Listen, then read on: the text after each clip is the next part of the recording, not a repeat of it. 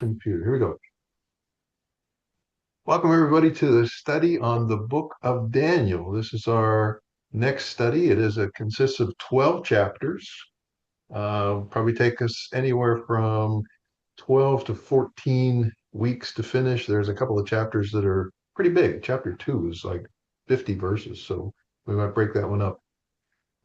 Best we could tell, it is written by someone named Daniel, and in fact, there's a quote from Jesus in the New Testament when he talks about the abomination of desolation, and he says it was spoken of by the prophet Daniel. So we get Jesus himself kind of endorsing who the prophet was who wrote about this. So we're going to get that study. It covers the time of the Jewish exile in Babylon around 600 years before Christ. And we're familiar with this timeline since we, a couple of studies ago, covered Isaiah, and we learned about that exile that took place as a way of correcting behavior that the Jews had fallen into and worshiping false idols and other gods. So unique to the book of Daniel is it's written in two languages in both the Hebrew and then Aramaic. And it's used to kind of knit the story together into two different chunks. And there's a video that I sent out ahead of this from uh, the YouTube that gives you a good orientation to where those fit together. The main purpose of the book itself, all 12 chapters, is encouraging faithfulness under persecution. So this is a recurring theme in the Old Testament where the people of Israel will properly worship and give God homage and then fall away. And when they fall away, they often get loving corrective punishment from the Lord. And that's done through the hands of others, not directly the hand of the Lord, but allowed to be the Babylonians or others that will persecute the Jews. The bottom line of the whole book is to provide hope and future vindication. And we see that especially as we just finished our Revelation study. There's 12 chapters I mentioned, and there's a couple of quick highlights here. You're going to see some of the terms that used to be pretty popular in our colloquial language. We used to talk about things like, oh, that guy sees the writing on the wall. Well, you're going to hear where that phrase comes from in chapter 5. We're going to learn about, that poor guy really went into the lion's den, and we're going to understand that metaphor and how that's used. There's some others in here, not quite as popular, like, wow, I was grateful for the fourth man in the fire, as a reference to the fact that when the three heroes of our story are tossed into a fiery furnace, a fourth man who's believed to be a theophany, a appearance of Jesus, saving them from that fiery furnace. But we're going to see many other references, the ones that give us indications of the end of times, as we have been studying as well. And we're going to cover those. The bottom line is one that we can see is true to our experience today, that humans can become beasts when they don't acknowledge God's kingdom. They become the worst of themselves, selfish and self-centered. When we kick off, we're going to be seeing some names and name changes. And it was interesting to see the EL suffix that goes on to so many names in the Bible. And in biblical names, it signals that relationship. So Daniel is God is my judge, is the name behind that. Other books of the Bible, we've read Samuel, heard by God or name of God. The archangel Michael, a rhetorical question implying no one when the question is asked, who is like God? And we know Gabriel and Raphael and Ezekiel, and each one of those names is shown there. And even the names of the entire Israel people, named after one man, Israel, because of his wrestling with God or he struggles with God. And you can see that those names have a deep biblical meaning.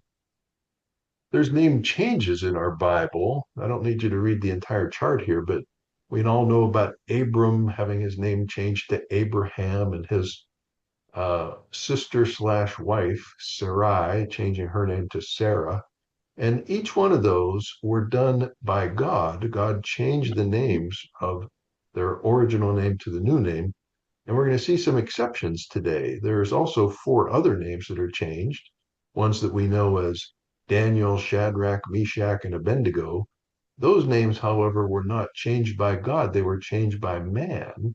And it was an attempt to erase their connection to their original God centered names to ones that were more secular centered or centered around other gods than the one true God.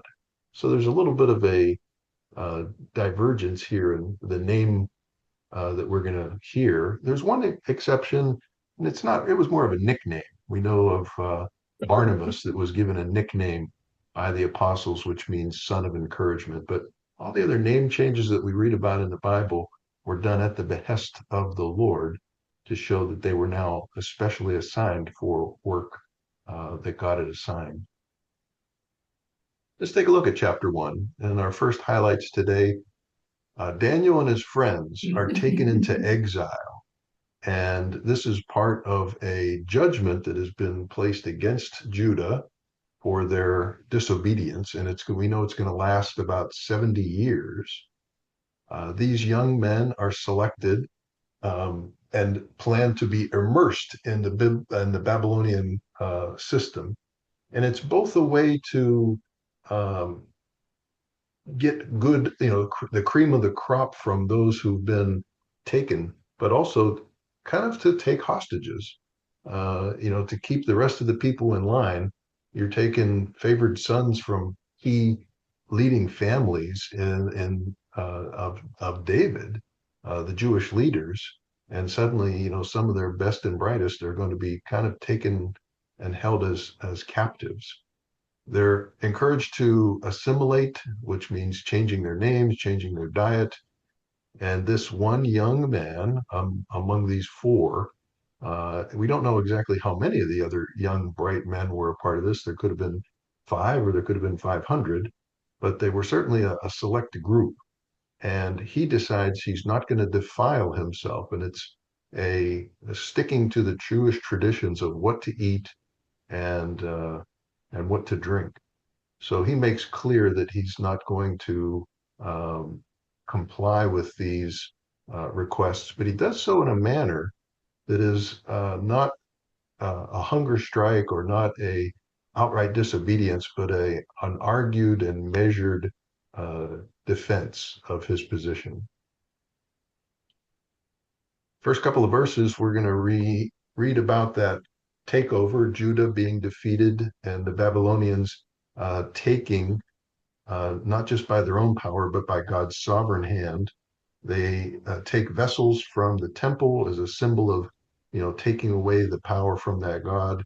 And it really frames the book that God's in control, even though they seem to have lost a major battle. They choose the best of the best based on their ability, their appearance, and their aptitude. And these young men are placed into service. Their names are changed. And in fact, most of us who are Sunday school kids remember the names, their Babylonian names. We don't remember their original names. So, other than Daniel, who apparently got to keep his, we'll find out.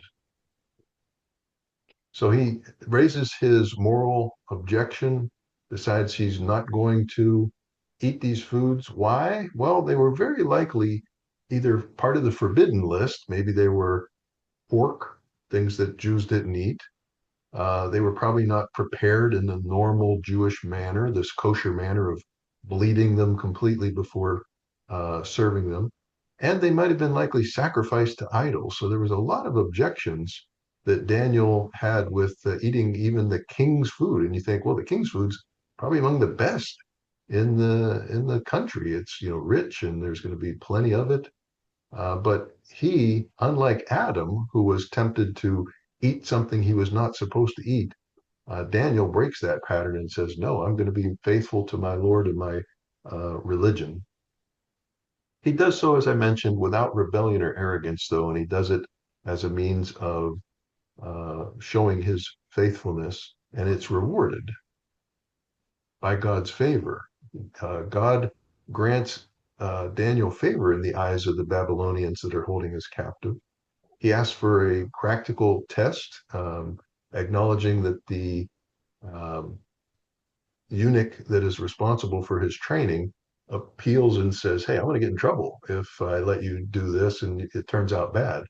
And Daniel proposes this short period. And in fact, it's funny to see that in our culture today, you can still find the Daniel plan diet, eating like the prophet. So there's lots of information on the web about, oh, how good it is. Just go for 10 days on an all vegetable and grain diet and get away from processed foods, get away from meats. Your body will reward you. So there's still a popularity of this Daniel diet plan. Later in the chapter, we're going to see that God rewards Daniel for his faithfulness with exceptional knowledge and special insight into dreams. And the king recognizes his superiority.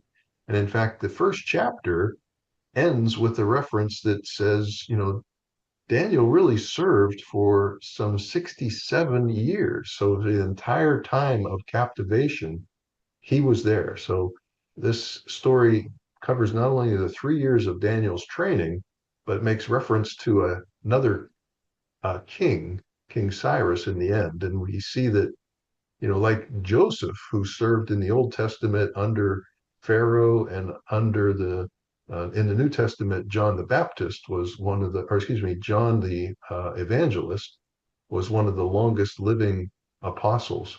This is that same kind of full lifelong commission that Daniel invested.